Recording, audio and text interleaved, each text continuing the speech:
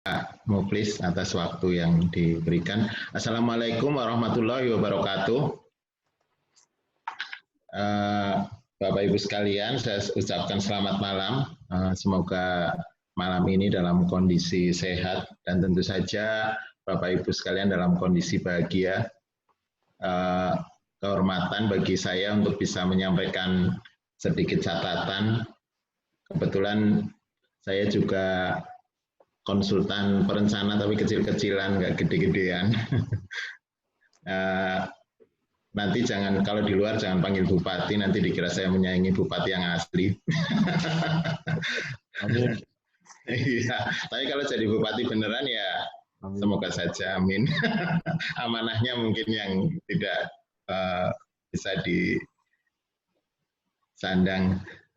Bapak Ibu sekalian, ini saya juga menyampaikan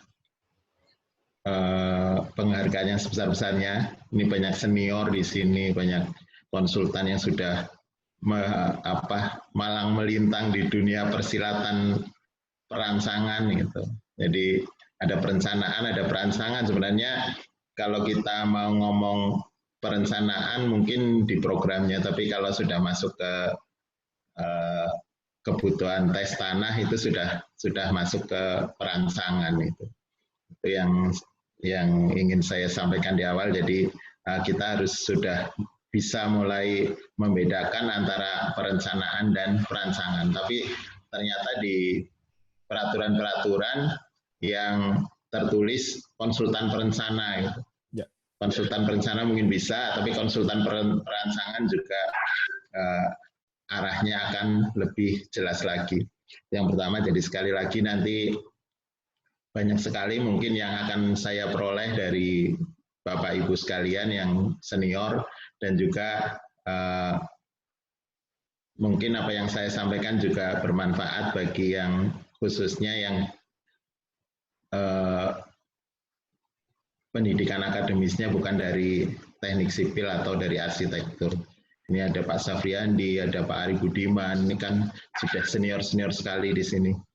Jadi kami nanti mohon masukannya untuk lebih melengkapi apa yang kami sampaikan. Baiklah Bapak Ibu sekalian, akan saya buka saja untuk karena ini waktunya hanya 45 menit. Jadi seperti kita ketahui bersama bahwa dalam merancang suatu bangunan, baik itu bangunan gedung, bangunan jalan maupun bangunan sipil ya, jalan maupun saluran, dan mungkin juga ada terowongan, ada penahan tanah dan lain sebagainya. Kita yang jelas harus tahu kondisi tanah sebenarnya seperti apa. Jadi kondisi tanah seperti apa yang kita perlukan agar bangunan tersebut paling tidak sesuai dengan batas kemampuannya untuk dibuat infrastruktur di konstruksi di atasnya. Kalau kita melihat, nah, jadi kapan sih kita mulai membutuhkan ke penyelidikan tanah atau tes tanah ini?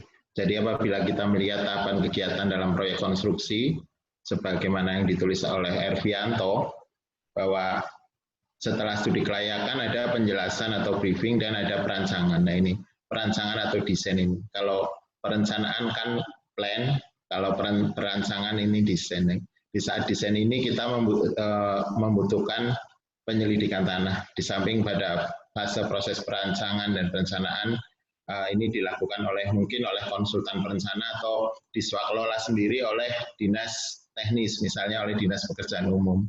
Dan ini masih banyak terjadi di negara kita, banyak di pemerintah, terutama pemerintah daerah, ini masih banyak yang perancangannya itu tidak dikonsultankan, tetapi masih dikerjakan sendiri. Dan sebenarnya kondisi saat ini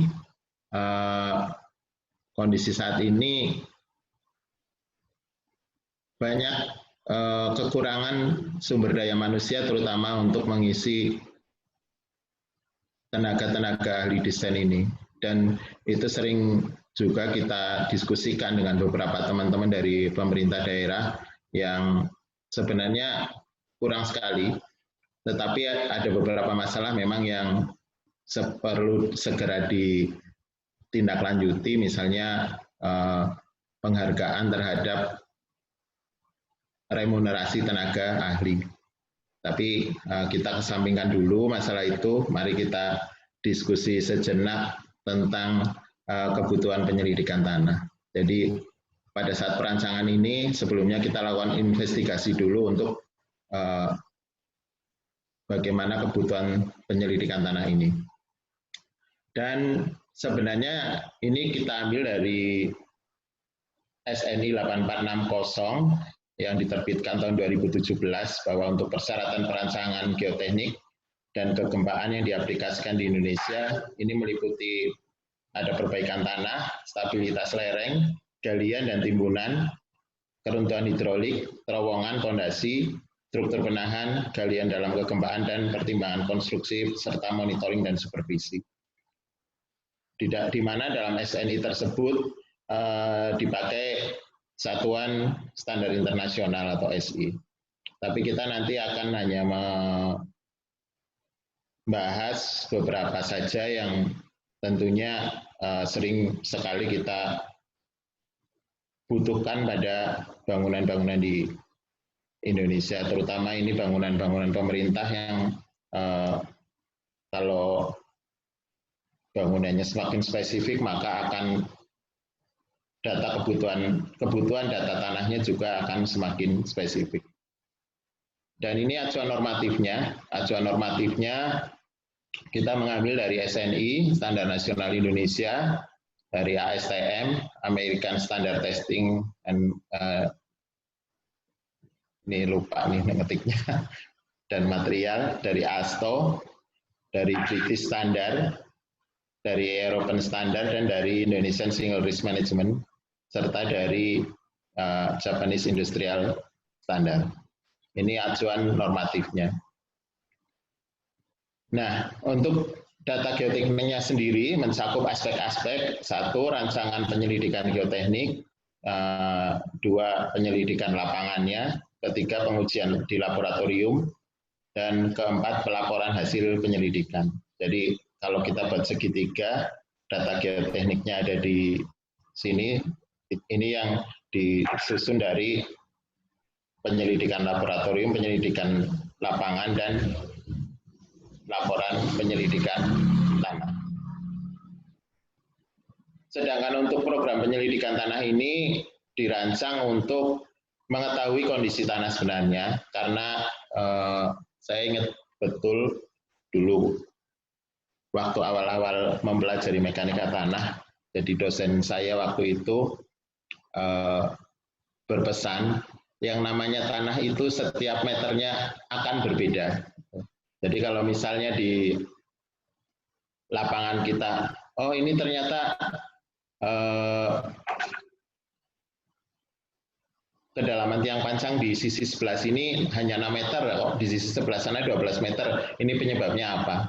Dan saya hanya pegang pendapat dosen saya itu waktu itu, bahwa setiap meter persegi tanah dengan tanah di sebelahnya itu akan berbeda, dan saya yakin para ahli-ahli tanah di Indonesia juga menemui hal tersebut. Dan yang kedua adalah menetapkan parameter-parameter geoteknik. Terus selanjutnya, jadi informasi penting yang perlu tercakup dalam program penyelidikan tanah adalah kesesuaian lokasi, tingkat risiko, rencana fondasi dan galian, pengaruh pembangunan terhadap lingkungan sekitar, ini juga sangat penting. Kadang-kadang kita pengennya cepat selesai, tapi ternyata gangguannya ada gangguan suara dan lain sebagainya, terutama misalnya apabila kita memakai tiang pancang, misalnya seperti itu.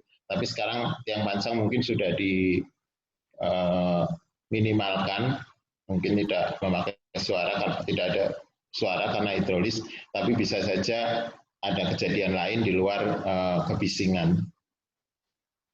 dan kemungkinan adanya kontaminasi, misalnya air tanahnya jadi terkontaminasi dan lain sebagainya.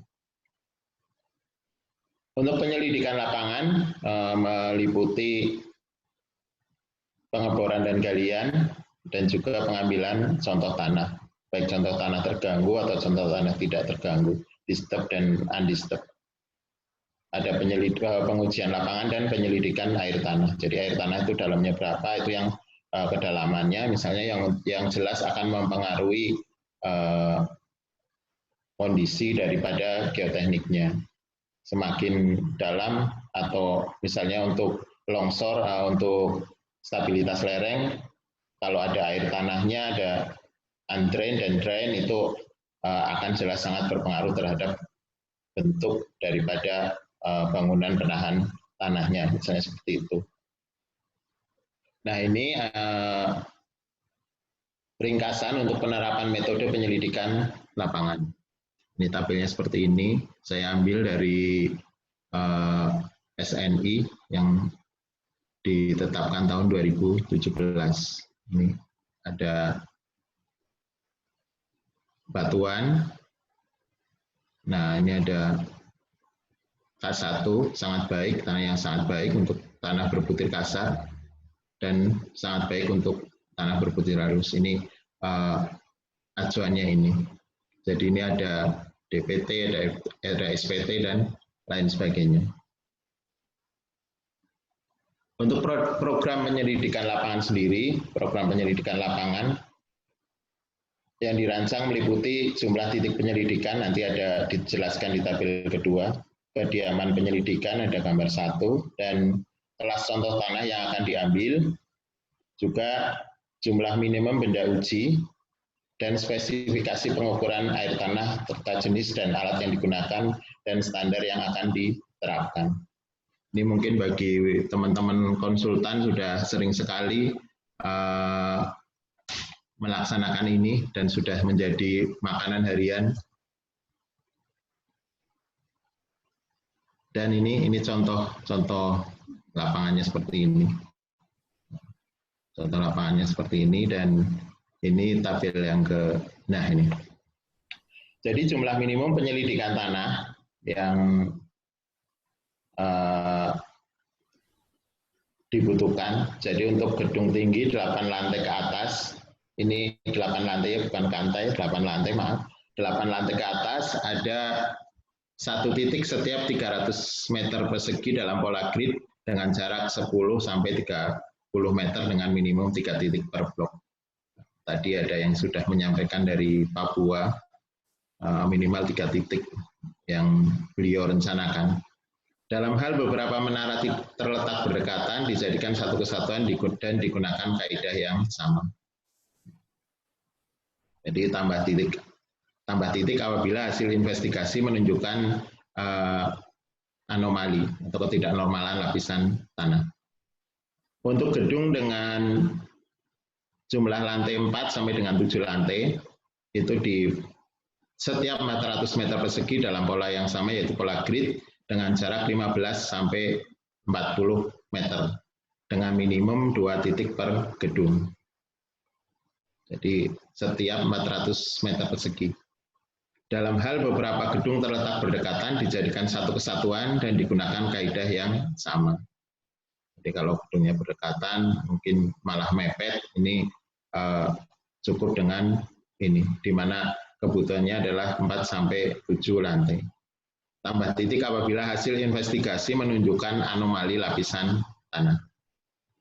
Ini untuk 8 lantai ke atas, untuk 4 sampai dengan 7 lantai. Makanya kalau di dalam peraturan Menteri PU nomor 22 tahun 2018 tentang pedoman teknis pembangunan gedung negara, itu kalau untuk 8 lantai ke atas ini sudah kita harus melibatkan Kementerian Pekerjaan Umum, sudah atas izin Kementerian Pekerjaan Umum. Untuk gedung kurang dari 4 lantai atau bangunan pabrik di luar rumah tinggal, ini kurang 1, 2, 3, ini setiap 600 meter dalam pola grid dengan jarak 25 sampai dengan 50 meter dengan minimum 1 titik per gedung. 1 titik per gedung. Dalam hal beberapa gedung terletak berdekatan dijadikan satu kesatuan. Dan sekali lagi kalau ada ketidaknormalan maka harus ditambah titik investigasinya. Nah, ini untuk bangunan kurang dari 4 lantai dengan tapak sangat luas atau lebih dari 25 meter persegi, 1 titik setiap 2.500 meter persegi. Polanya sama, masih pola grid dengan jarak 50 sampai dengan 100 meter. Nah, ini kalau menghasilkan potongan pada orientasi perlu ada tambahan titik. Ini untuk jalan raya, rel kereta, kanal, tanggul, dan runway atau taxiway. Ini jalan raya ini setiap 50 meter sampai 200 meter. Kecuali runway atau taxiway bandara ini dibatasi tiap 100 meter. Memang kalau semakin rapat jelas semakin menunjukkan realnya di lapangan seperti apa. Tetapi ini kita cukup mengikuti SNI ini. Dan penambahan titik diantaranya apabila hasil investigasi awal menunjukkan adanya variasi tanah yang perlu diinvestigasi lebih detail. Nah, ini kalau memang ada kekhususan perlu adanya tambahan data tanah. Ini untuk terowongan transportasi. Ini sekarang banyak sekali PT Kereta Api ini membangun rel dan beberapa terowongan baru di daerah antara Purwokerto dan Jogja itu ada beberapa terowongan baru yang dibuat oleh PT Kereta Api. Ini untuk terowongan transportasi 1 titik setiap 10-75 meter pada daerah permukiman dan 20-200 meter pada daerah terbuka. Dan juga mungkin di Jakarta atau di Jogja, di beberapa daerah juga dibuatkan terowongan. Jadi ini data tanahnya mengikuti aturan ini. Basement atau dinding penahan tanah, di mana kalau ketinggian kurang dari 6 meter, 1 titik setiap 15-40 meter. Dan ini pengalaman saya kemarin mengikuti menjadi tim di salah satu instansi. Jadi daerah longsor butuh penahan tanah, tapi ternyata hanya disediakan 10 juta rupiah untuk perancangannya. Jadi tidak akhirnya ya pre-design aja gitu, gambar yang tidak mempertimbangkan, yang penting darurat lah sementara ada longsoran di situ. Karena kalau mengikuti ini jelas ini tidak terpenuhi. Tidak terpenuhi sama sekali karena untuk tes tanahnya tidak dilaksanakan. Jadi mungkin ini gambaran buat Bapak Ibu sekalian pengambil keputusan terutama yang menyusun anggaran, mohon kalau membuat anggaran diperhatikan juga kebutuhan akan pengujian di laboratorium dan di lapangan. Jadi memang untuk konstruksinya, untuk biaya konstruksinya lumayan besar, itu hampir 2 miliar untuk turap yang hanya beberapa, nggak sampai 50 meter, tetapi untuk biaya perancangannya hanya 10 juta rupiah karena dianggap, lah itu kan tinggal gambar aja gitu. Nah ini saya pesan pada teman-teman yang Bapak Ibu sekalian yang masih berkecimpung di dunia pemerintahan, yang terutama yang menyusun anggaran, untuk memperhatikan hal yang seperti ini. Mungkin ini juga suara dari teman-teman konsultan yang lain itu. Jadi jangan ya kami pengen memberikan yang terbaik, tapi yang jelas kalau ada dianggarkan itu akan lebih utama lagi. Dan untuk jembatan, ini untuk jembatan konvensional dengan bentang kurang dari 50 meter, minimum 1 titik pada tiap abutment dan pilar per 2 lajur lalu lintas. Jadi berarti kalau kanan kiri kurang dari ini ya 4. Kanan 2, kiri 2. Kiri sungai dan kanan sungai maksudnya. Ini karena abutmentnya jelas ada dari arah kanan dan dari arah kiri. Dan untuk jembatan khusus dengan bentang lebih dari 50 meter atau jembatan di laut, ini harus melibatkan tenaga ahli geoteknik. Ini sudah banyak sekali, ada di HATI, Himpunan Ahli Teknik Tanah Indonesia. Itu silakan Bapak Ibu sekalian untuk bisa berdiskusi dengan ahli-ahli di HATTI ini. Ini untuk jumlah minimum penyelidikan tanah. Dan untuk konstruksi khusus menara atau fondasi mesin berat atau tangki, ini kemarin di salah satu webinar juga dibahas. Ini 1/300 meter persegi tapak konstruksi dengan minimum 1 titik. Ini kemarin di Sipilpedia, di webinarnya Sipilpedia sudah dibahas. Bendungan besar. Pada tahap perencanaan awal minimum 5 titik, 3 pada sumbu bendungan dan 2 titik masing-masing di hulu dan hilir bendungan. Jadi di daerah yang ada airnya dan nanti di daerah yang tidak ada airnya. Pada tahap perencanaan detail, penambahan titik bor disesuaikan dengan kondisi geologi yang ditemukan pada penyelidikan atau tahap perancangan. Dan minimum 1 titik setiap 50 meter sepanjang sumbu dam. Ini kalau damnya sekitar 200 meter ya ada 4 titik sepanjang sumbunya. Tambahan pada titik pintu air, terowongan pengelak, spillway, outlet, powerhouse, dan lain-lain. Ini juga disesuaikan kembalikan kepada persyaratan-persyaratan di atas. Untuk stabilitas lereng, galian dalam dan timbunan tinggi dengan ketinggian lebih dari 6 meter untuk tanah normal dan 3 meter pada tanah lunak. Kurang dari 3 meter pada tanah lunak. Ini 3-5 titik pada potongan kritis untuk menghasilkan model untuk dilakukan analisis. Jumlah potongan kritis tergantung tingkat masalah stabilitas. Untuk kelongsoran yang masih aktif, minimum 1 titik pada sisi atas lereng yang longsor. Dan ini padahal lereng-lereng kita itu banyak yang lebih tinggi dari 6 meter dan tanahnya adalah tanah lunak. Ini saya temui kemarin di tempat saya. Nah ini yang saya tadi ceritakan, hanya diberi alokasi dana 10 juta untuk lereng yang tingginya 20 meter dan hampir 90 derajat, serta tanahnya tanah lunak bukan batuan. Ini kita juga bingung dikasih uang segitu, tapi harus kalau tidak dibuatkan juga nanti tidak terserap anggarannya. Dan ini tantangan juga bagi kita semua, bagi kita semua untuk mewujudkan itu. Tapi saya sampaikan ke pemilik pekerjaan bahwa ini bukan rancangan yang semestinya. Karena kalau rancangan yang semestinya tetap harus melibatkan ahli-ahli tanah karena memang itu lerengnya sangat curam, hampir mendekati 90 derajat. Dan setiap musim hujan mesti terjadi longsor.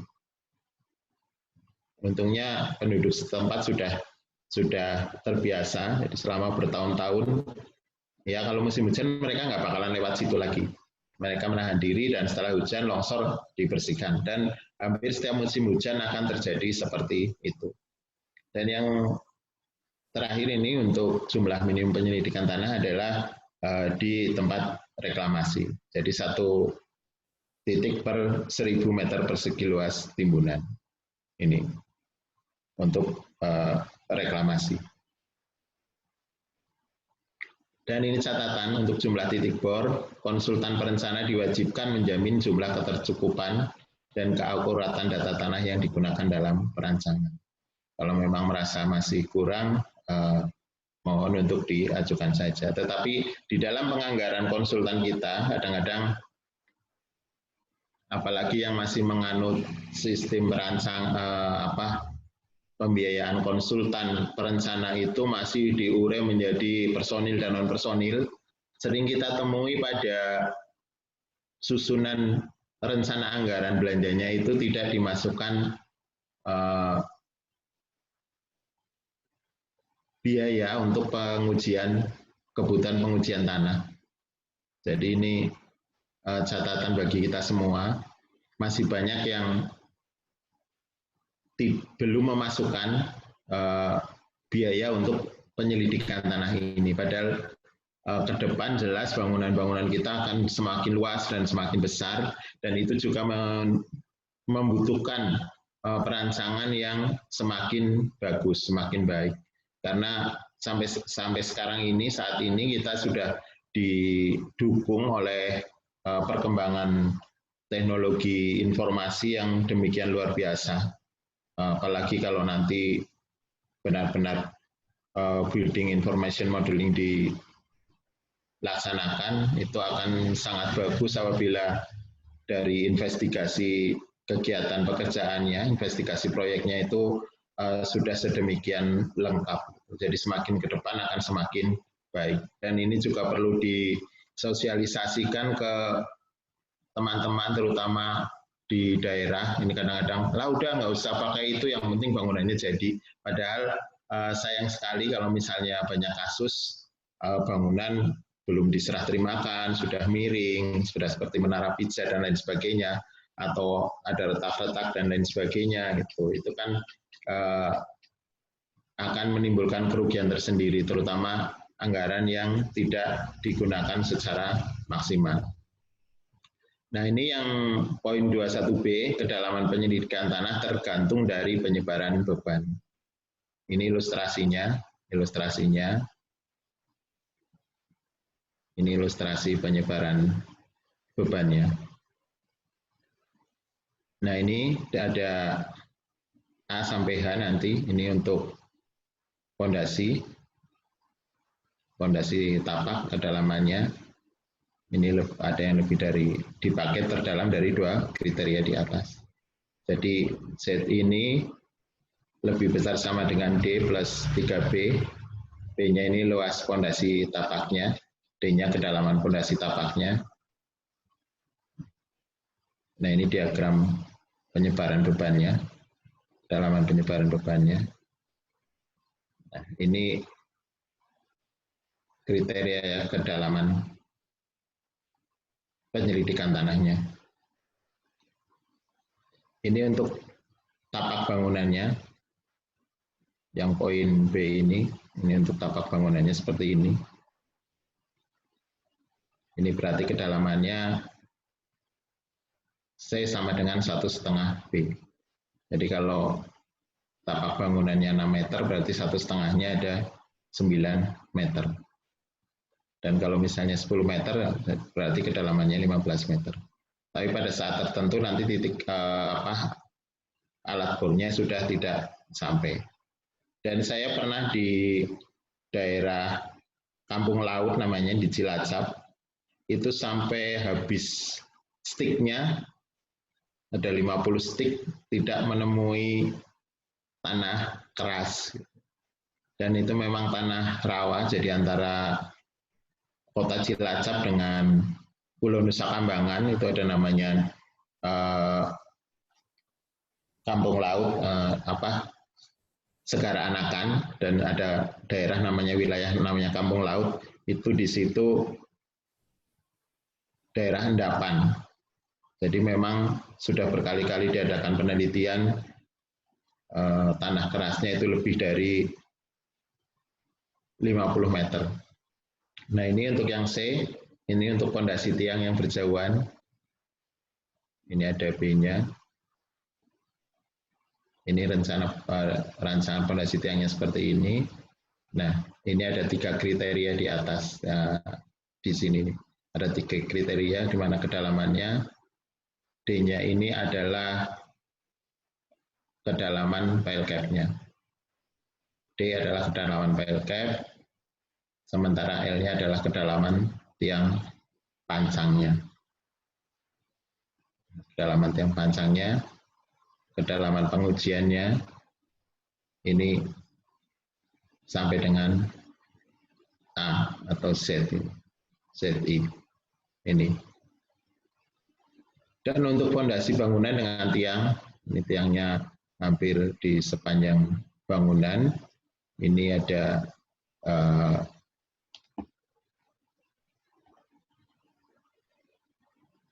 masih berapa menit lagi Pak Muklis ini? 15 menit lagi kelihatannya. Masih 15-an menit.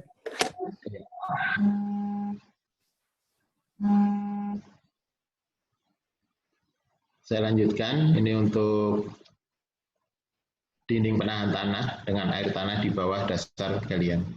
Ini air tanahnya di bawah galian, ini galiannya, bawahnya. Ini untuk dinding penahan tanah. Nah ini dinding penahan tanah dengan muka air tanahnya di atas galian tanah. Untuk kedalaman penyelidikan tanah pada galian parit. Ini pada galian parit adalah tinggi parit ditambah 0,7 dari lebar parit. Tinggi paritnya berapa rencananya, lebar paritnya berapa, ini H plus 0,7. Atau bisa juga H plus 2 meter. Jadi misalnya paritnya kedalamannya 3 meter berarti bisa 5,1 atau bisa 5 meter. Ini hampir sama. Dan ini untuk dinding penahan air sampai ke dalam tanah kedap air. Ini sampai ke dalam tanah kedap air, di mana ini ketinggiannya ditambah 2 meter dari lapisan kedap airnya. Nah ini untuk jalan atau lapangan terbang dan terowongan atau gua kecil. Ini kalau jalan cukup 2 meter saja. Atau penting kadang-kadang kita menggunakan DCP juga untuk lebih cepatnya menggunakan DCP misalnya, itu juga akan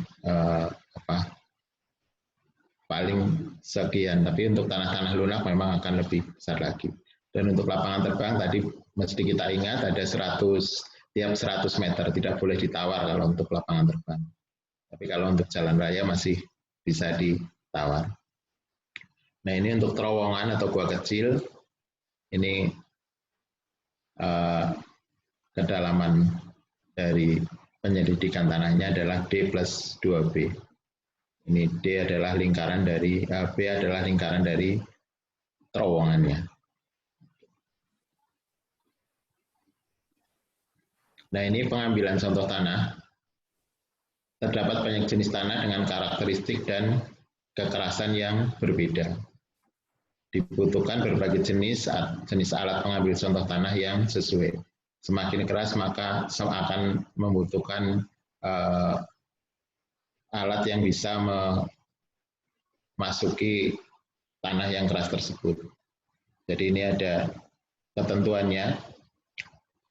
Piston sampler untuk tanah lunak, sangat lunak. Nah, ini open drive sampler untuk tanah lunak hingga sedang. Dan ini double atau triple tube sampler untuk tanah keras. Ini biasanya untuk batuan. Nah, tapi kalau kita untuk batuan yang bagus itu nanti tanah yang bagus ini batuan kita mungkin tidak terlalu berpikir terlalu dalam, apalagi untuk bangunan-bangunan yang sederhana. Ini masih pengambilan contoh tanah. Nah, ini mengacu pada SNI 03.602/2002 dan SNI 03.4181/2000. Ini untuk tabung dinding tipis dan untuk tanah batuan. Ini yang di atas untuk tanah batuan, Untuk yang bawah ini untuk yang dinding tipis. Ini kelas kualitas contoh tanah. Ini sifat tanah utamanya. Ukuran butirnya semakin tinggi kualitasnya ini akan semakin terpenuhi semuanya. Dan untuk yang kualitas rendah ini semakin ke kanan. Ini untuk ukuran butirnya, kadar air, kepadatan atau indeks kepadatan dan permeabilitas buat geser tanahnya ini semakin baik di atas sebelah kiri. Nah, ini sifat tanah yang dapat ditentukan adalah urutan lapisannya, batasan lapisan tanah yang kasar, ini biasanya disturbed dan undisturbed, terganggu dan tidak terganggu di dalam tabung yang kita ambil tadi. Nah, ini batasan lapisan tanah yang halus, batas Atterberg ini kayak kita main-main dengan waktu kita kecil itu main-main gulungan tanah, dan kandungan air tanahnya semakin sedikit kandungan air tanahnya itu akan semakin kualitasnya semakin tinggi. Juga kepadatan, indeks kepadatan, porositas ini ada di nanti ditentukan di laboratorium. Ini di laboratorium semua. Nah, ini untuk mencapai kelas kualitas contoh tanah tertentu, kategori metode pengambilan tanah diatur pada tabel ini. Ini kategori pengambilan tanahnya. Ini ada undisturbed. Ini contoh tanah lempung, tanah lanau, tanah pasir berkerikil. Ini. Jadi ini nanti ada 2 tabel di sini. Ini deskripsi geologi dan kualifikasi tanahnya, terganggu, tak terganggu, terganggu, ini harus ada semuanya. Ini tandai normal untuk ditentukan. Ini maksudnya, jadi ini memang harus ada ini, dan wajar kalau dimintakan untuk kondisi tersebut. Nah, ini bisa ditentukan, tapi ini tidak mewakili untuk yang di dalam kurung. Ini kalau untuk tak terganggu ini tidak perlu. Nah, ini catatan untuk beberapa jenis tanah, pengujian lebih lanjut perlu dipertimbangkan, misalnya penentuan kadar organik, kepadatan partikel, dan keaktifan. Ini untuk uji kelanjutannya. Ini contoh beberapa pengambilan di lapangan, pengujian di lapangan. Ini di tengah sungai. Nah, ini asik nih kalau kayak gini udah sampai ke bawah. Pengujian di lapangan. Pengujian di lapangan dirancang dengan mengaitkan program pengambilan contoh tanah untuk memperoleh informasi tentang stratifikasi tanah dan parameter geoteknik. Ini jenis uji lapangannya, ini SNI-nya, jadi ada sondir, ini rata-rata kita seringnya sondir aja, ada yang mekanikal, ada yang elektrikal, dan pressure meter ini memakai standar Eropa, dilatometer memakai ASTM, dan ini paling sering kitanya ini di sini nomor 1 ini.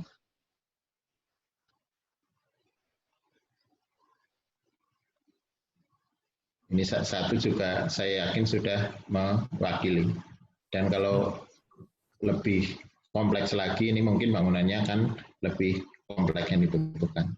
Nah, ini penyelidikan air tanah juga perlu, karena tadi disampaikan di depan, misalnya untuk lereng, terutama untuk stabilitas lereng, antara tanah yang ada rembesan air dan tanah yang tidak ada rembesan air. Drain dan undrain, bukan underdrain tapi undrain, tanah yang ada rembesan airnya. Nah, ini penyelidikan air tanah, informasi yang diperoleh adalah kedalaman elevasi muka air tanahnya, tebal permeabilitas lapisan akuifer serta variasi terhadap waktu, distribusi tekanan air pori, dan porositas terhadap elemen bangunan. Nah, penyelidikan air tanah ini disesuaikan dengan standar Eropa, ISO 22471. Ini pengujian di laboratorium. Pengujian di laboratorium yang jelas untuk mendukung pengujian di lapangan. Jadi sekali lagi karena memang ilmu mekanika tanah adalah ilmu yang berdasarkan pengalaman, bukan berdasarkan penyelidikan, bukan ilmu murni seperti mungkin analisa struktur dan lain sebagainya, ilmu-ilmu fisika dasar. Nah, ini adalah harus perlu adanya penyelidikan laboratorium yang mendukung penyelidikan di lapangan.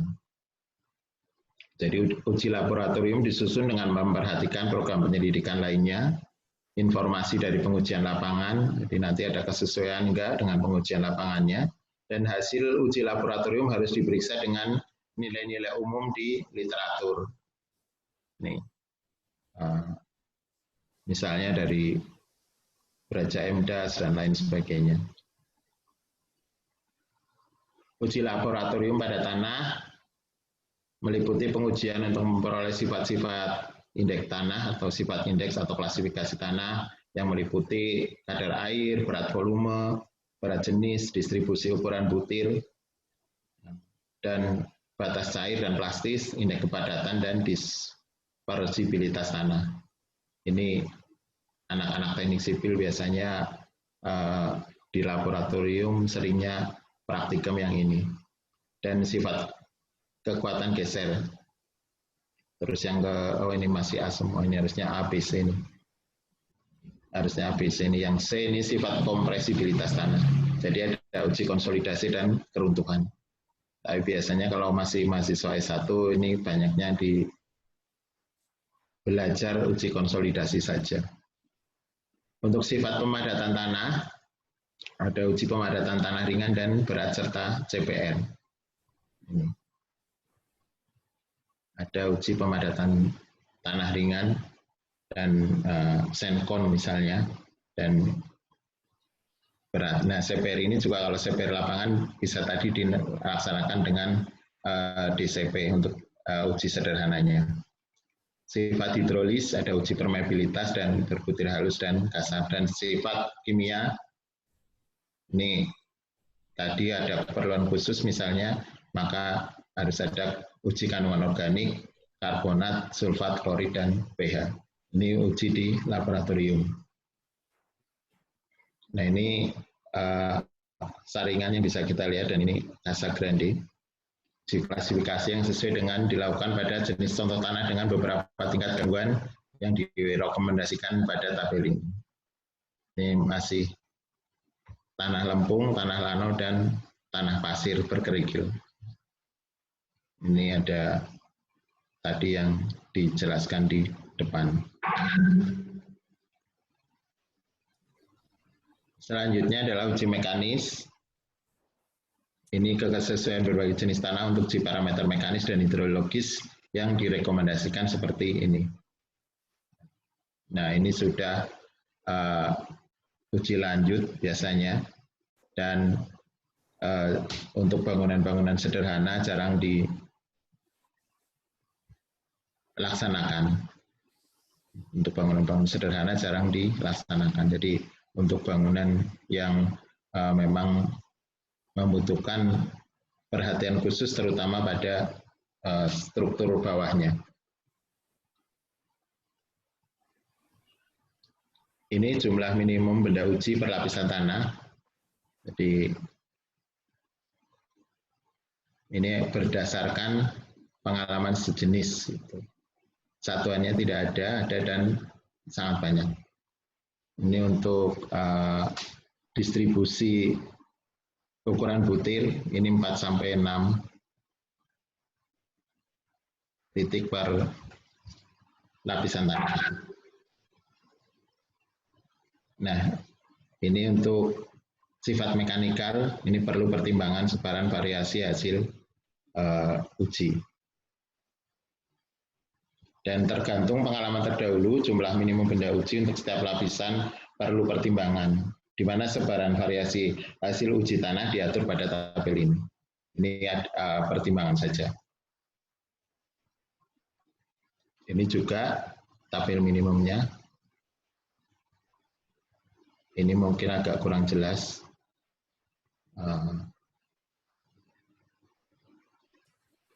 Ini acuan standar uji laboratorium pada tanah. Ini SNI-nya, Standar Nasional Indonesia, yang ini untuk kandungan karbonat masih memakai ASTM. Yang lain sudah ada semua di SNI. Yang lain sudah ada, ini uji proktor sudah ada. Nah, ini pengalaman saya di pemadatan tanah, waktu pembangunan di salah satu PLTU di Kabupaten Cilacap. Jadi ini yang sering juga kita lupakan, bahwa campuran untuk bahan timbunan, itu kadang kan bahan timbunan datang begitu saja. Nah, ternyata kita memerlukan hampir 20 kombinasi dari bahan-bahan timbunan yang ada untuk memperoleh standar proktor yang bagus. Jadi hampir 20 kombinasi dari bahan timbunan yang ada untuk memperoleh kepadatan tanah yang maksimal. Ini yang sering kita lupakan. Kita misalnya, oh ini hanya tanah merah aja, cukup tanah merah gitu. Tapi sebenarnya ternyata setelah di lapangan perlu kombinasi dari bahan-bahan yang ada.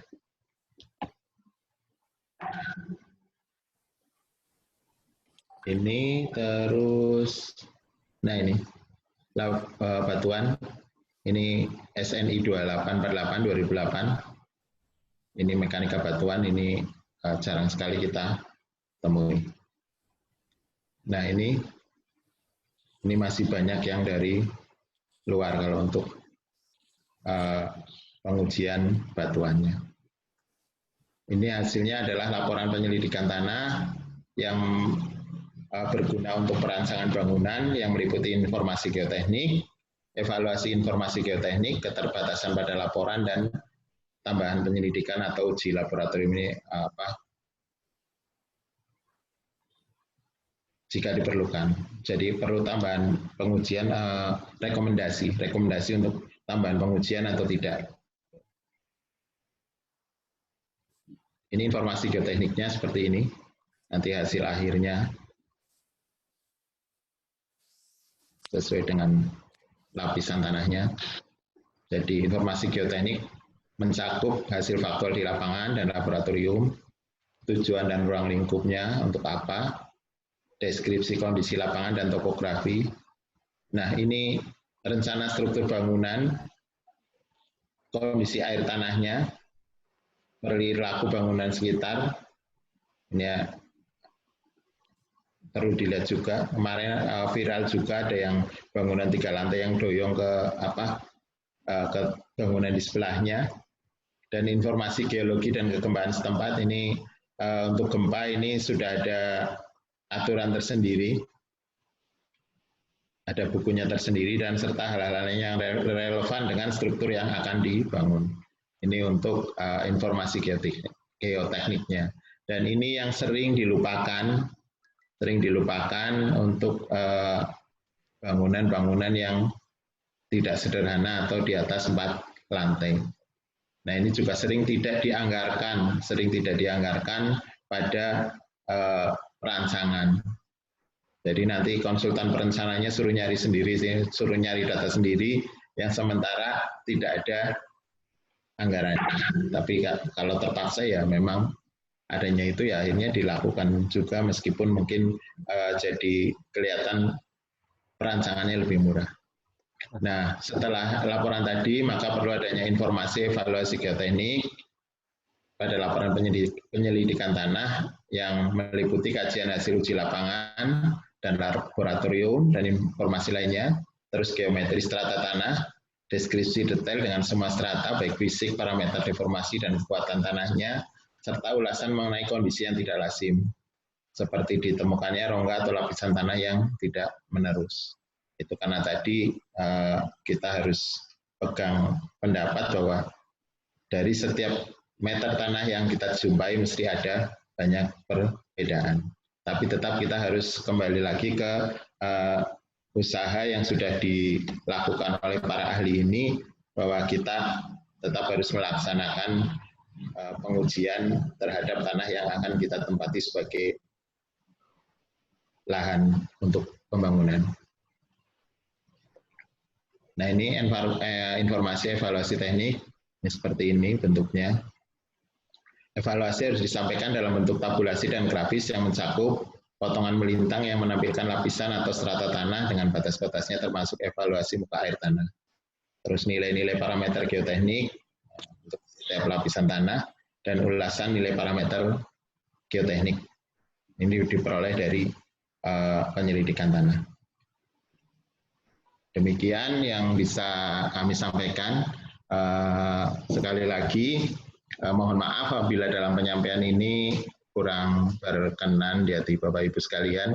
Kami juga mohon masuk yang sebanyak-banyaknya untuk perbaikan bahan atau materi yang saya sampaikan.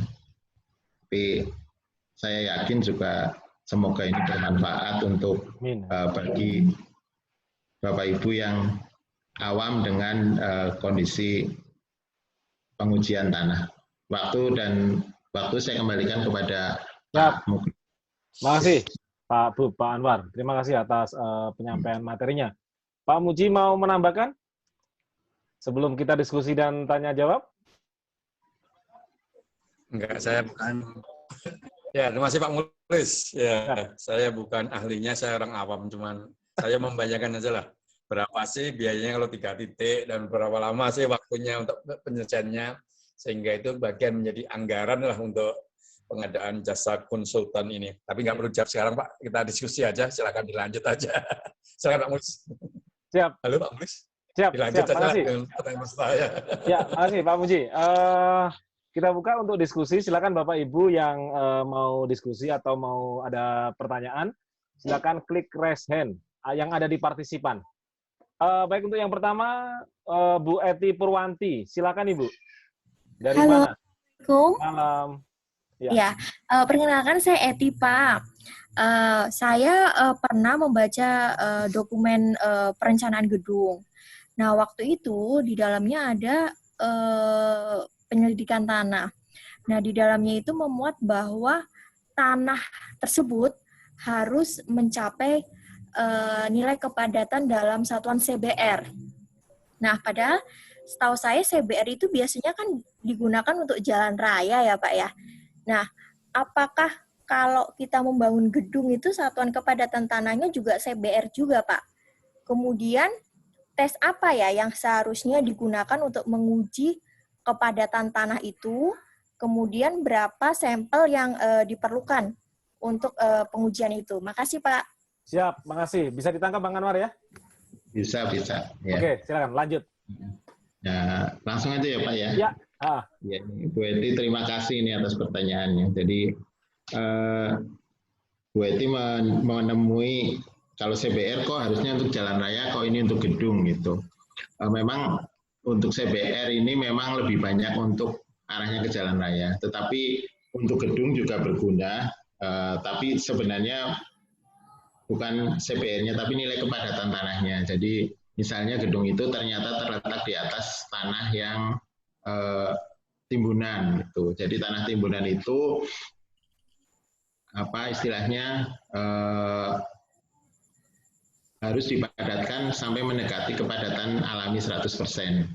Jadi sebelum didirikan bangunan di atasnya, maka timbunan itu harus diuji berdasarkan kepadatan tanahnya, tapi bukan dengan CBR, misalnya dengan Senkon.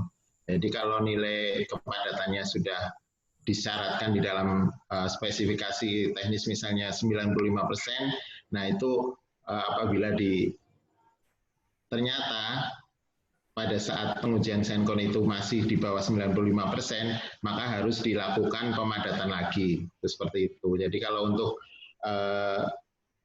CBR memang untuk jalan raya, tetapi untuk bangunan yang didirikan di atas tanah yang dipadatkan itu harus mencapai kepadatan tertentu yang nilainya adalah persentase. Dan salah satunya itu dengan melakukan senkon, di mana senkon itu diuji terhadap lapisan-lapisan penyusunnya, dan lapisan-lapisan itu biasanya ketebalannya sudah diatur, misalnya setiap 20 cm ketebalan lapisan maka harus dilaksanakan uji kepadatan tanah. Demikian, Bu. Siap. Gimana Bu Pur? Bu Eti, mau menambahkan? Bu Eti, cukup ya? Ya. Lanjut ke Pak Erwin Mutakin. Silakan, Pak. Silakan Pak Erwin. Ya. Bu Eti oke ya? Halo. Ya. Ada yang mau didiskusikan, Bu Eti? Iya, Pak. Cukup ya? Kalau pengujiannya apa ya, Pak ya? Oh ya, pengujiannya tadi ya, memakai senkon, Bu. Memakai senkon Pengujian saja, Bu. kalau misalnya dia tanah timbun gitu, Pak. DCP bisa nggak, Pak?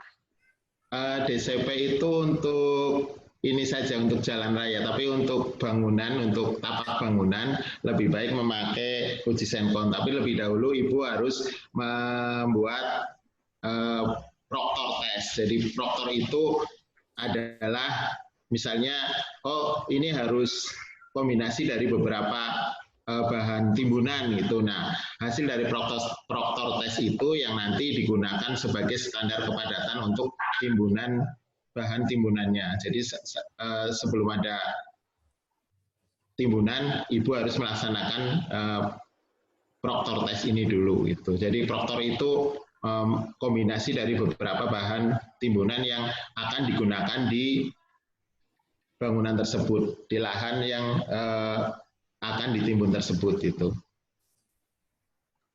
Ya. Baik, Pak. Terima kasih. Oke, terima kasih Bu Eti.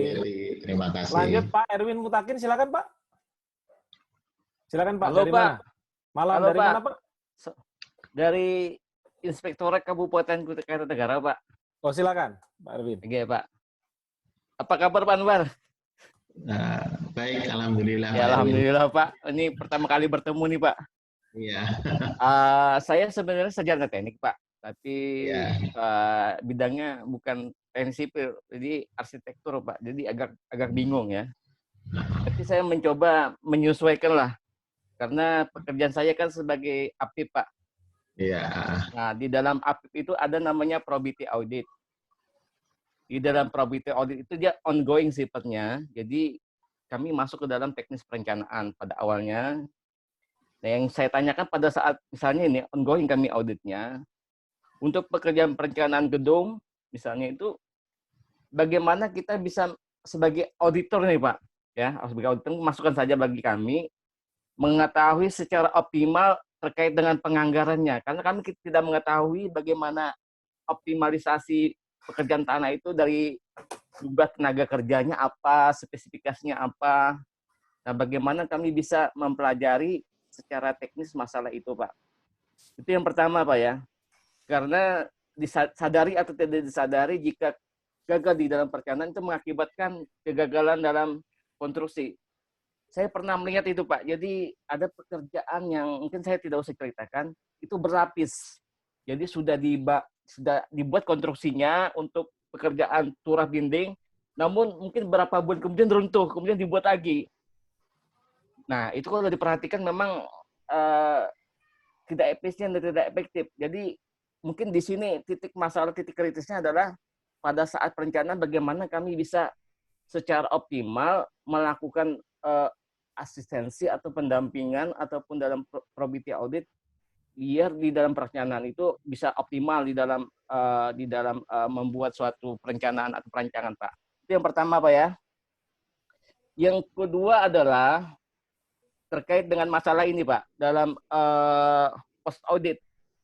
Nah, misalnya kasus Hambalang, Pak. Ini tidak masuk dalam politik, Pak ya. Ini sebatas case study, Pak. Itu kan kegagalan fungsi juga, struktur juga bangunan.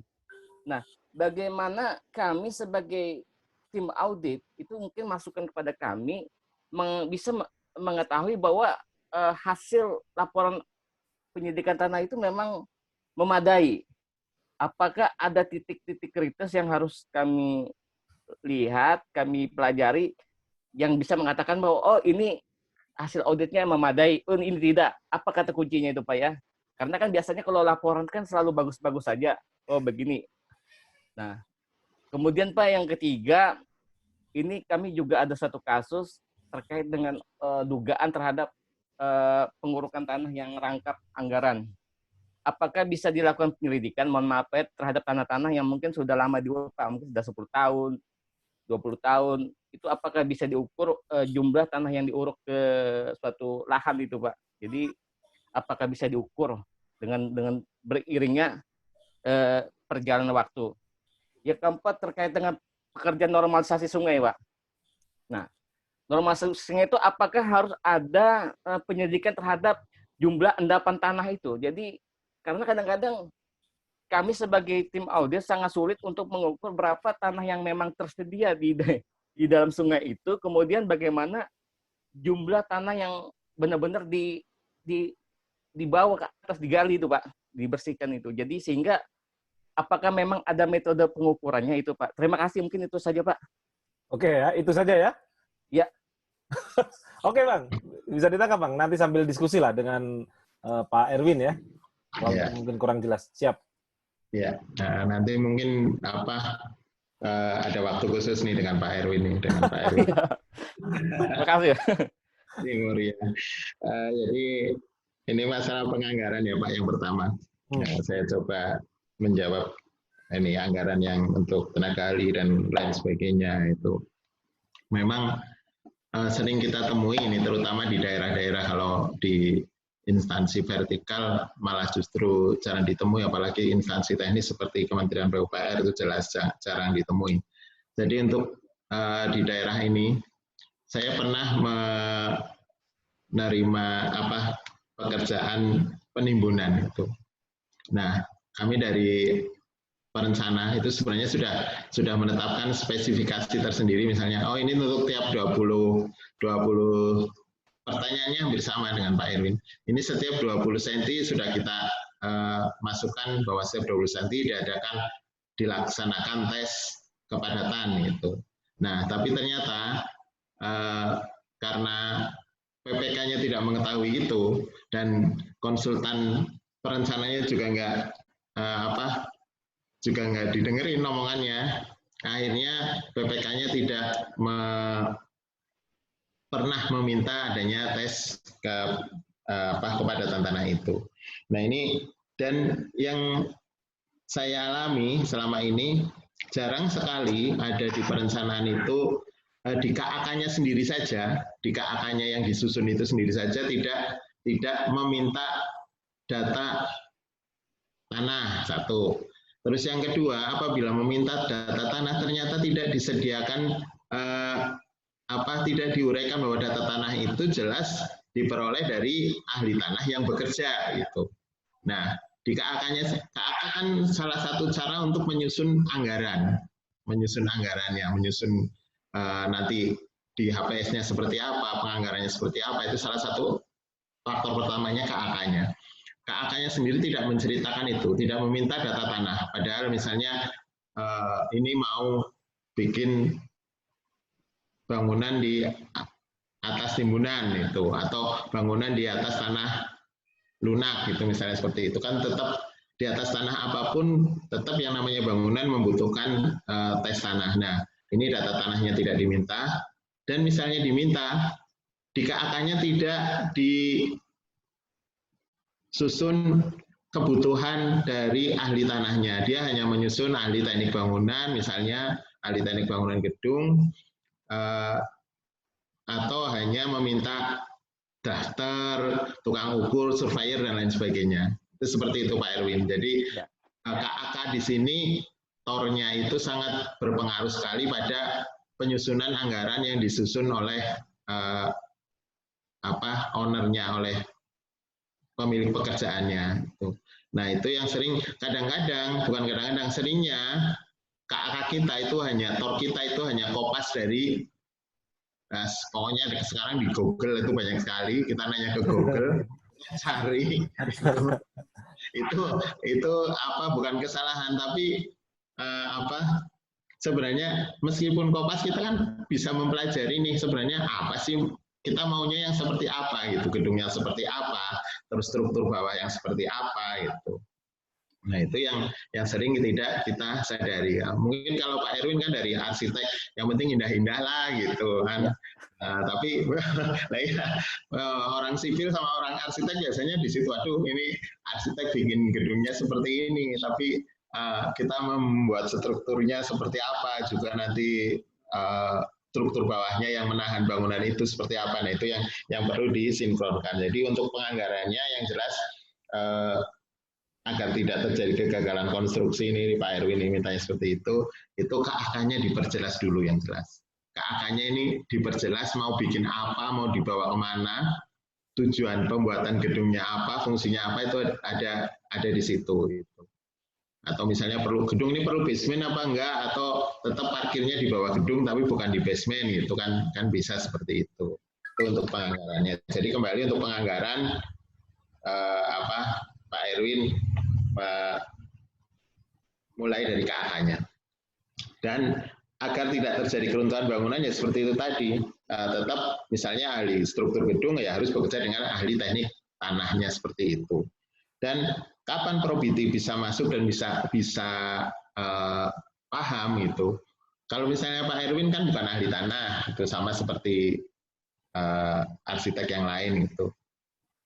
Nah, nggak ada salahnya kan Pak Erwin menyewa juga seorang ahli tanah untuk mereview atau menilai bahwa perencanaan fondasinya atau perencanaan struktur bawahnya itu sudah sesuai belum. Nah itu mungkin pendapat dari ahli itu yang bisa meyakinkan Pak Erwin, oh iya ternyata apa yang dihasilkan oleh konsultan perencana itu sudah sesuai dan meminimalkan keruntuhan bangunan gitu misalnya, itu kegagalan bangunan bisa diminimalkan dengan auditor juga, Apip juga menyewa seorang ahli teknik tanah itu seperti itu. Dan untuk yang post audit ini, post audit kegagalan bangunan ya yang jelas Pak Erwin harus menginvestigasi karena banyak faktor yang menyebabkan bangunan itu mengalami kegagalan. Dan memadai atau tidak memadai itu juga kita harus bisa melihat dari dokumentasi yang memang mulai dari perencanaan, pengawasan, pelaksanaan dan pengawasannya. Mungkin kalau nanti BIM itu sudah biasa di tempat di Indonesia, kita bisa melihat sejarahnya dari gedung itu. Nah, tapi sampai sekarang sendiri kearsipan dari pelaksanaan konstruksi itu jelas masih sangat perlu diperbaiki. Kadang-kadang kontrak tahun kemarin saja sudah tidak ada gitu loh. Jadi memang kita banyak harus memperbaiki di banyak sektor, terutama yang sebenarnya bukan teknis tapi ini sangat mendukung kerja kita semua. Jadi misalnya di post audit ditanya gambarnya sudah nggak jelas. Kontraktornya nanti nyari-nyari kemana-mana, dan sistem kearsipan kita itu salah satunya sistem kearsipan yang memang perlu diperbaiki agar kita tahu nih sejarahnya bangunan ini dari mulai dulu uji tanahnya, terus mungkin studi kelayakannya seperti apa, itu yang harus tetap kita jaga, kita pertahankan gitu loh. Jadi tidak begitu proyek selesai dokumennya hilang semua. Itu yang post audit. Nah, terus ya untuk kasus pengurukan. Sama untuk kasus pengurukan misalnya 10 tahun yang lalu dan lain sebagainya. Itu tadi perlu adanya investigasi terhadap pengurukan itu. Tapi investigasi itu seperti apa? Ya kembali lagi dokumen-dokumennya masih ada atau tidak. Kadang-kadang pemadatan alami kan beberapa tahun, nggak sampai 10 tahun terjadi pemadatan alami. Tapi paling tidak misalnya kita masih ada, oh ternyata dulu timbunannya butuh 1000 meter kubik misalnya. Nah, tapi ternyata pada saat masih ada dokumentasi pengiriman material timbunan, oh ini ternyata pas sama hanya dikirim bahan timbunan sebesar 1.000 meter kubik juga gitu. Nah, padahal kita tahu sendiri, kita tahu bahwa timbunan itu biasanya kalau 1 meter kubik timbunan kita membutuhkan 1,2 meter kubik bahan timbunan, rata-rata sebesar itu. Rata-rata kalau kita ukuran timbunan kita 1 meter kubik, maka kita membutuhkan 1,2 meter kubik bahan timbunannya. Nah, itu ada nggak catatan-catatan seperti itu? Terus pada saat penggalian, pada saat penimbunan, benar nggak setiap layer itu, setiap layer itu ada pengujian kepadatannya. Jadi, oh ternyata tidak ada pengujian kepadatannya. Nah, itu kan bisa jadi tanda tanya juga, bisa jadi pertanyaan juga. Oh ternyata memang kemarin pengirimannya kurang. Nah, itu tetap bisa bisa diinvestigasi oleh auditor. Nah, terus untuk yang ini yang keempat, normalisasi sungai ini sebenarnya sih bukan tapi kembali lagi tadi kalau misalnya kita kan bisa lah menghitung dibuangnya kemana, dibuangnya dengan apa gitu. Nah, setiap alat berat yang kita pakai misalnya itu kapasitasnya berapa, itu kan bisa dihitung Pak Erwin. Bisa dihitung di kontrak misalnya kita normalisasi sungai ini keluar dari mekanika tanah ya, keluar dari ini alat berat lah masuknya. Setiap kali alat berat masuk itu ngangkat volumenya berapa, dan misalnya menggunakan dump truknya mau dibuang kemana dengan dump truknya kapasitasnya berapa, itu kan bisa dihitung. Sebenarnya dia volume yang sudah dia ambil dari sungai itu berapa kan Pak Erwin bisa menghitung di situ. Dan itu masuknya nanti ke alat berat Pak, bukan ke pengujian tanah. Kalau pengujian tanah mungkin kalau di situ disyaratkan untuk lereng sungainya kepadatannya sekian, nah itu baru masuk di pengujian tanah. Demikian Pak Muklis, Pak Erwin yang disampaikan. Terima kasih Pak. Oke, makasih Pak Erwin. Nanti lanjut ya. Ya Pak. Makasih Bang ya. Bisa japri saya. Siap. Makasih. Lanjut ke Bu Ade Primawati, silakan Ibu. Silakan Bu Ade. Dari mana? Selamat malam Pak. Malam. Malam Bu Ade. Saya dari UKPPJ Sijunjung Pak, Sumatera Barat. Silakan. Gini Pak, tadi saya mendengar penjelasan mengenai uji laboratorium pada tanah. Yang ingin saya tanyakan mengenai ini Pak, pemadatan tanah. Tadi ceritanya mungkin jalan atau jembatan, gedung. Saya contohnya simpel aja Pak, misalnya pekerjaan paving block. Paving block itu kan rata-rata semua kantor masang lah gitu kan. Tapi kami perhatikan itu belum setahun 2 tahun itu kondisi tanahnya udah nggak pada saat serah terima gitu. Berarti ada penurunan. Yang cocok untuk pekerjaan paving block yang fungsinya itu untuk parkiran lah ya. Parkiran itu uji tanah apa Pak yang kita lakukan? Apakah perlu kita lakukan DCP atau Senfon atau bagaimana agar kondisinya pavingnya itu bisa tahan sampai dengan 5-10 tahun gitu lah. Ini kalau kondisinya sekolah nanti misalnya datang mobil bawa mobiler, dianya udah melendut gitu Pak. Ini itu aja Pak. Siap. Sudah Bu Ade? Oke. Sudah. Langsung ya. Masuk Pak. Langsung aja ya Bu Ade Primawati dari Sijunjung. Kalau saya sendiri Bu selama ini ya, kalau untuk paving block itu saya umpamakan dengan tanah, dengan jalan. Jadi uji paving block itu sama dengan pengujian jalan. Nah, bisa saja kita menggunakan DCP, misalnya ternyata di DCP apa CBR-nya kurang dari 7% itu. Makanya kita mungkin perlu perbaikan tanahnya seperti apa gitu. Apa tanahnya perlu perbaikan atau tidak, kita akan melihat dari nilai CBR-nya yang kita lakukan dengan DCP. Dan misalnya, oh ternyata perlu perbaikan ini penanganan perbaikannya seperti apa, apakah perlu dengan hanya dipadatkan saja. Kalau yang jelas kalau dipadatkan kita salah satunya dengan pengujian Semcon gitu.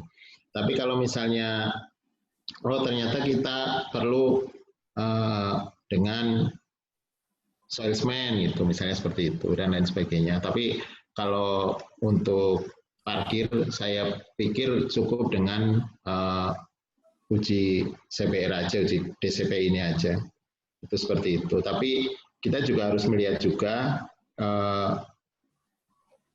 mungkin kita sudah melakukan uji itu, tapi kita mengabaikan data yang lain. Misalnya yang parkir di situ apa saja gitu. Misalnya, oh ternyata parkirnya sebenarnya hanya cukup untuk kendaraan roda 4 yang ringan gitu. Misalnya paling sedan atau Avanza gitu. Tapi ternyata ada truk yang lebih dari 8 ton yang masuk, itu jelas menyalahi fungsi daripada tempat parkir itu. Nah, jadi sekali lagi, meskipun kita sudah melakukan pengujian tanah, tetapi kita juga tetap harus melihat apa gitu. Jadi kalau misalnya, oh ini memang untuk kendaraan ringan dan sepeda motor, ya kalau bisa, kalau ada beban besar yang akan masuk, itu juga harus dipertimbangkan. Oh, mestinya dia tetap parkir di jalan raya. Nah, nanti barangnya yang memang mau dibawa ke dalam itu menggunakan jenis transportasi yang lain. Jadi tidak istilahnya tidak merusak lahan parkir yang sudah Bu Ade bikin seperti itu. Ya. Demikian Bu. Oke, Bu Ade ya. Oke, makasih Pak. Masih Bu Ya. Ade. Lanjut Pak Agustinus, Layu, silakan Pak. Dari mana? Agustinus, Pak Agustinus? Silakan Pak Agustinus, dari mana? Ya, selamat malam Pak Anwar, Pak Muji. Saya dari Inspektorat Daerah Kabupaten Kutai Timur. Siap. Saya sebagai auditor, jadi pekerjaan kami itu yang walaupun sebenarnya bukan basic ilmu, tetapi harus paham paling tidak sedikit lah Pak. Nah, pertanyaan saya mungkin ke Pak Anwar, yang pertama tadi tentang penyelidikan tanah. Biasanya dalam tahap pekerjaan konstruksi itu diawali dengan tahap perencanaan. Nah, jika di dalam tahap perencanaan itu misalnya ada sebuah pembangunan, direncanakan sebuah pembangunan jembatan. Di dalam perencanaan awal itu sudah dilaksanakan, anggaplah itu di tahun 2017, sampai saat ini itu belum dilaksanakan pekerjaan konstruksinya. Pertanyaan saya, apakah hasil penyelidikan tanah yang sudah dikerjakan oleh pihak konsultan perencana di tahun 2017 itu masih relevan digunakan pada tahap pekerjaan konstruksi di tahun 2021? Itu yang pertama.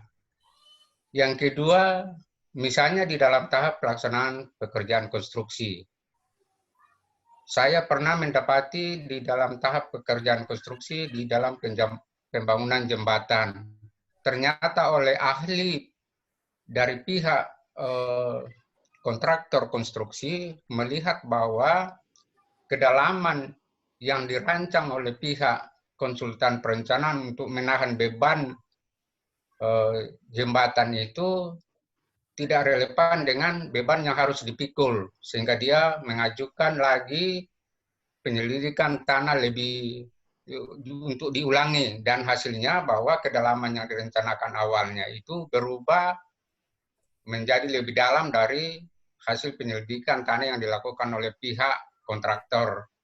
Nah, dari Pak Anwar, bagaimana melihat hal tersebut? Kemudian yang ketiga, dalam penyusunan RAB di tenaga ahli konsultan perencana. Contoh kasusnya mungkin begini Pak, di perencanaan pembangunan bandar udara. Saya melihat di situ bahwa semua tenaga ahli yang terlibat di situ, mulai dari ahli teknik sipil, drainase, hidrologi, kemudian ahli hukum itu semua dipukul rata bekerja selama 6 bulan. Insting saya sebagai auditor itu berpikir bahwa tidak semua tenaga ahli yang terlibat itu akan bekerja dalam durasi waktu yang sama, karena biasanya ada tahapannya, superior dulu masuk atau yang lain-lainnya dulu masuk, baru tenaga ahli lain yang masuk, khususnya untuk ahli ahli hukum dalam kedirgantaraan juga dipukul rata 6 bulan. Nah, dari pengalaman Pak Anwar, bagaimana sebaiknya dalam penyusunan durasi waktu di dalam RAB khususnya di tenaga ahli itu, Pak. Terima kasih. Oke, siap. Agustinus Layuk nih dari Kutai Timur ini. Dua Kalimantan tadi, kalau tadi dari Pak Erwin Takin juga dari Kalimantan Timur juga. Ini Pak. Oh sama ini, satu tim ini Pak. Agustinus sama Pak Erwin ini. Oke, terima kasih Pak Agustinus. Ini jadi penyelidikan tanah sudah dilaksanakan tahun 2017. Ya, sampai saat ini belum dilaksanakan pembangunannya. Apakah masih relevan di tahun 2021 ya? Masih relevan dengan catatan tidak terjadi perubahan lingkungan di situ. Mungkin sungainya menjadi bertambah lebar dan lain sebagainya, itu harus tetap direview atau diulang pengujiannya. Atau misalnya dari tadinya bukan pemukiman menjadi pemukiman, itu juga tetap harus ada pengujian ulang. Tuh. Tapi kalau selama tidak terjadi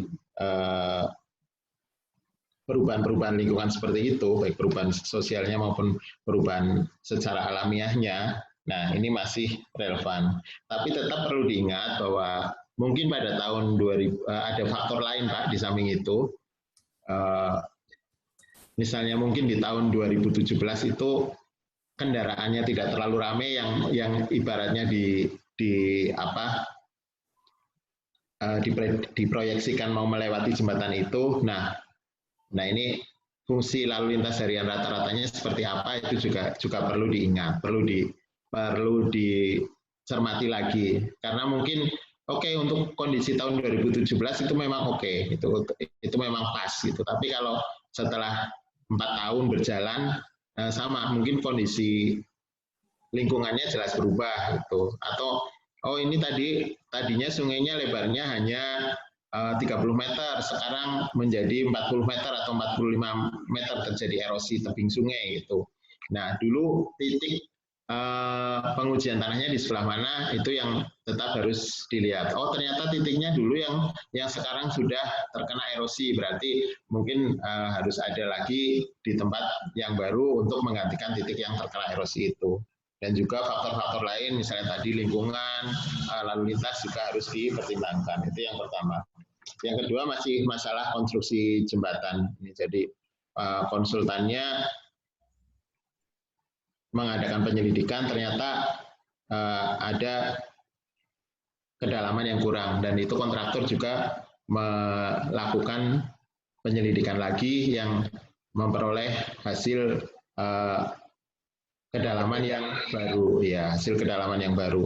Nah, ini sebenarnya sebenarnya bukan suatu masalah, karena memang perencana itu sebenarnya tadi seperti di slide, di awal-awal slide itu, misalnya untuk jembatan ada di 2 titik tiap lajur, jadi lajur kanan kiri sama 2 sisi, jadi ada 4 sisi. Nah, mungkin memang untuk titik itu yang pada saat untuk pondasi, misalnya untuk pondasi tiang pancang itu misalnya, atau untuk pondasi borpel, nah tidak dilaksanakan di titik itu, dan itu memang sering terjadi bahwa tidak hanya di jembatan, di gedung pun sering terjadi karena memang kita keterbatasan melaksanakan pengujian tanah.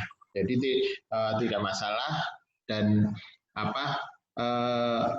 dalam hal ini konsultan perencana kan masih mempunyai kewajiban untuk melaksanakan pengawasan berkala sesuai dengan peraturan Menteri PU 22 tahun 2018. Jadi apabila memang kontraknya perencana masih mengacu ke Permen PU 22 2018, maka masih ada kewajiban pengawasan berkala sampai dengan pelaksanaan konstruksinya sampai selesai, itu seperti itu.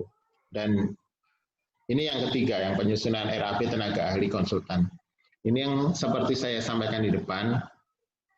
Sebenarnya saat ini untuk konsultan perencana itu lebih baik menggunakan output dan sub output. Jadi kita sudah tidak mempermasalahkan lagi tentang tenaga ahli yang dipakai seperti apa durasi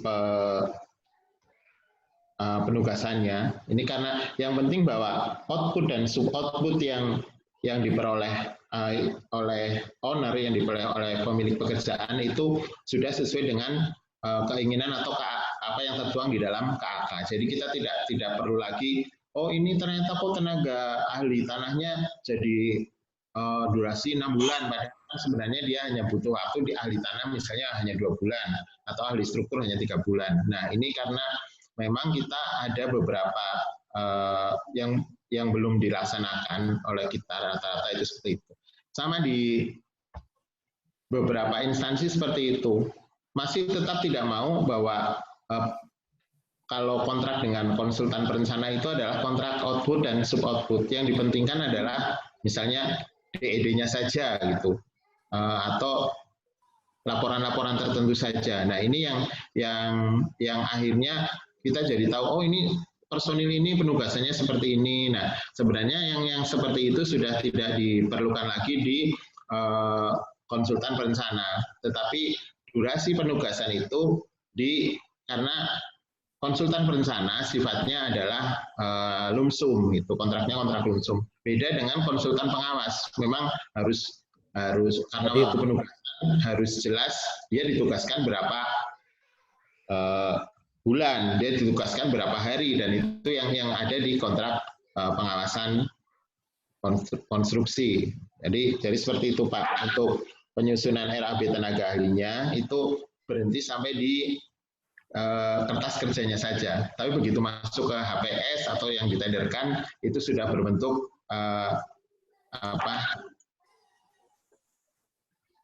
sub output dan outputnya. Seperti yang kemarin mungkin Bapak pernah menyaksikan yang disampaikan oleh Pak Muji di YouTube, itu ada penjelasan tentang itu.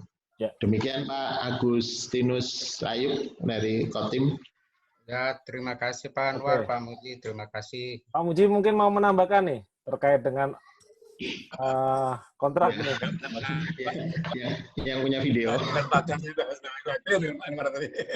Pak Muji? Sudah jam 9 Bang Mulis. Oke, satu lagi Pak, tinggal satu aja.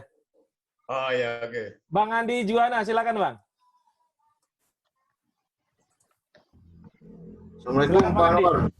Waalaikumsalam warahmatullahi wabarakatuh, Bang Andi. Sehat Pak Anwar.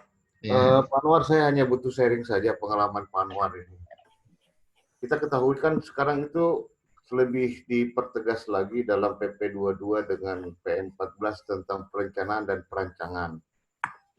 Sementara boro-boro kalau di daerah APBD kan biasanya ini perencanaan SID, studi engineer desainnya ini kita tidak lakukan, biasanya tidak dilakukan, langsung masuk ke DED, desain engineer-nya.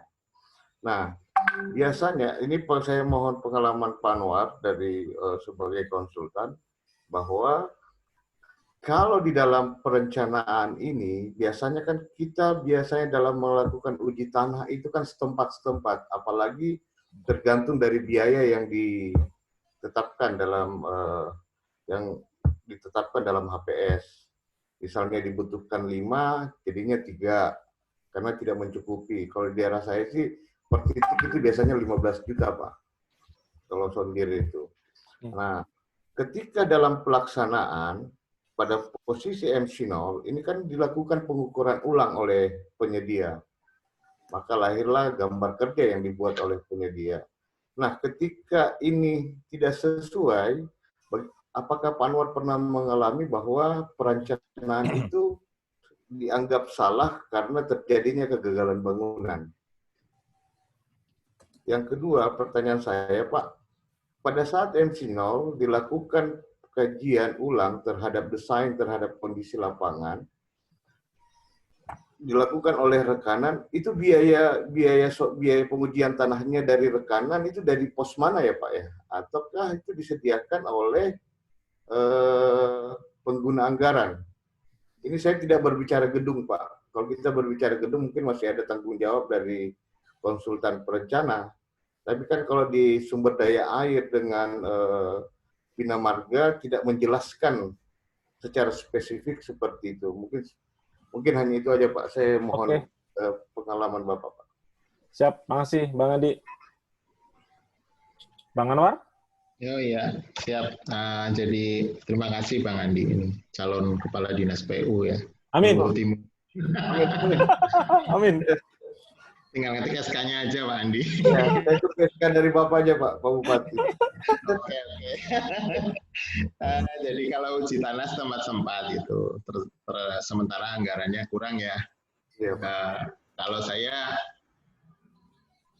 sebelum melaksanakan paparan gitu, melaksanakan paparan di depan pemilik, itu saya studi literatur aja yang murah. Gitu. Saya cari data-data yang ada di sekitar yang tidak jauh-jauh dari lokasi pekerjaan itu. Kalau kita memaksakan anggarannya harus sekian gitu kan bisa juga jadi tidak terlaksana gitu. Perencanaan kita juga jadi tidak matang. Ya kita ngalah-ngalah sedikit. Oh iya ternyata itu dulu jembatan yang di alur yang sama, di alur sungai yang sama itu kondisi uji tanahnya seperti ini. Terus mungkin ada bangunan yang dekat situ yang pernah dilakukan uji tanah. Nah, terus juga literatur dari Badan Geologi atau lain sebagainya itu kita gunakan seperti itu. Dan paling tidak kondisi visual tanahnya kita lihat ya sama seperti tadi saya ceritakan masalah longsoran itu, masalah stabilitas tebing. Jadi itu benar-benar hanya 10 juta saja untuk perencanaan. Saya sendiri sampai kok istilahnya perencanaan berat seperti ini alokasinya hanya sekian rupiah. Sementara kalau tadi misalnya Bang Andi bilang satu titik sondir aja 15 juta ya kalau di Luwu Timur itu luar biasa kalau bagi kami bisa seperti itu. Jadi bukan berarti ya udahlah yang penting seadanya itu enggak, tapi ya sebagai tanggung jawab moral kita juga terhadap produk perencanaan ya akhirnya seperti itu, studi literatur yang pernah melakukan pengujian atau tes tanah di daerah tersebut. Dan itu salah satunya adalah untuk menghindari orang bilang ini perencanaannya salah gitu. Sebenarnya perencanaannya nggak salah, sudah disesuaikan dengan kondisi terdekat dari lokasi. Tetapi memang seperti tadi saya sampaikan di depan bahwa karena memang kondisi tanah itu jelas tiap dalam satu luasan saja itu nanti akan berbeda-beda. Jadi untuk dan kita lihat sendiri juga retribusi biaya uji di beberapa laboratorium. Saya pernah di laboratorium sekitar 4 tahun di laboratorium pekerjaan umum, itu retribusi kita terlalu murah, tidak memenuhi standar keekonomian. Gitu. Jadi memang harus ada perbaikan di beberapa lini, terutama penghargaan terhadap itu, karena mungkin dianggapnya laboratorium pemerintah, jadi akhirnya biayanya juga dimurahkan itu. Nah, pada saat MC0 seperti ukur ulang kok terjadi perbedaan gitu. Nah, pada saat MC0 terjadi perbedaan, kalau di gedung jelas ada aturannya pembangunan gedung negara. Kalau di jalan dan sumber daya air memang tidak ada. Tetapi tetap bahwa kalau kita melihat spesifikasi umum Bina Marga misalnya, di situ juga sudah tertulis bahwa semuanya sudah mencakup sampai ke pengujian itu. Nah, itu yang pertama. Yang kedua, masalah pos anggaran ini, masalah pos konstruksi ini. Jadi sekali lagi kembali kepada spesifikasinya. Jadi di spesifikasi untuk pengujian itu jelas dan sudah dijelaskan bahwa kalau dulu di bentuk surat penawarannya sudah jelas bahwa penawaran ini mencakup pengujian, keuntungan, dan lain sebagainya. Dan overhead itu yaitu salah satunya untuk pengujian laboratorium, pengujian lapangan, dan lain sebagainya. Dan misalnya pada saat nanti akan serah terima ada pengujian mutu beton, ada pengujian ketebalan lapisan, kordir, dan lain sebagainya, itu juga sudah termasuk di dalam penawaran dari kontraktor tersebut. Gitu. Jadi pada saat menyusun di depan, menyusun anggarannya, itu saya yakin sudah memasukkan overhead yang isinya pos-pos anggaran itu, yang memang tidak bisa dirinci satu-satu karena mungkin nyusunnya hanya overhead dan keuntungan saja. Tapi kalau kita mencermati spesifikasi Bina Marga misalnya, di situ sudah jelas diuraikan adanya pengujian ini, pekerjaan ini membutuhkan pengujian apa, dan itu sudah dimasukkan di situ. Demikian Bang Andi. Bang Andi? Ya, makasih Pak Anwar. Berarti kita bisa ambil di overhead ya, biaya. Iya, kalau saya ambil di overhead. Siap. Demikian Pak Mukhlis, saya kembalikan. Siap, makasih. Pak Muji Santoso mau menambahkan? Ya, terima kasih. Atau mungkin pertanyaan yang tadi, yang Pak Muji tadi? Yang mana, Pak? Yang terkait dengan biaya, udah clear Pak ya? Oh, yang mengenai biaya ya? Iya. Jadi sebenarnya mengenai biaya kan sudah keluar tuh Kepmen PUPR 897 tahun 2017 mengenai remunerasi ya. Sehingga itu berdampak ada Permen PU nomor 22 tahun 2018 mengenai gedung negara yang semula porsi konsultan perencana itu kan sekitar 3% sampai 5%. Ya. Mengikuti Permen PUPR tadi sudah mulai dari 17%, 18%, sehingga tadi nggak kecil, nggak 10 jutaan tadi ya. Harusnya ya. Tadi biaya tes tanah dan sebagainya mungkin nggak di overhead lah, itu harusnya masuk di biaya personil. Jadi biaya personil sama di biaya non personil. Biaya non personil sama personil itulah diikat menjadi namanya kontrak lamsam, tidak lagi dilihat personil dan non personil, dilihat lagi pada daftar keluaran dan harga. Jadi yang di pertandingan itu daftar keluaran harga. Di kontraknya nanti juga sama, daftar keluaran dan harga, bukan biaya personil non personil. Mungkin begitu. Ya, tapi waktu sudah habis. Saya ucapkan terima kasih pada Pak Anwar yang Bapak sampaikan tadi sangat bermanfaat bagi kita untuk membuka bahwa kita masih belum mempersiapkan yang baik mengenai anggaran konsultan ya, rencana terutama ini ya, dan termasuk biaya-biaya tadi. Kalau menurut saya bukan di overhead harusnya, mungkin di biaya non personil harusnya. Demikian ya, saya mohon maaf. Terima kasih atas kehadiran Bapak Ibu. Saya kembalikan pada Pak Mukhlis. Terima kasih. Ya, makasih Pak Muji Santosa. Terima kasih Bang Anwar Subianto atas pencerahannya malam ini. Mudah-mudahan bisa bergabung di lain kesempatan untuk memberikan pencerahan dengan materi yang lain nih Bang ya. Iya. Terima kasih Bapak Ibu semuanya atas kehadirannya dan diskusi di webinar pada malam hari ini. Mudah-mudahan kita bisa bertemu di lain kesempatan. Masih banyak lagi webinar besok terkait dengan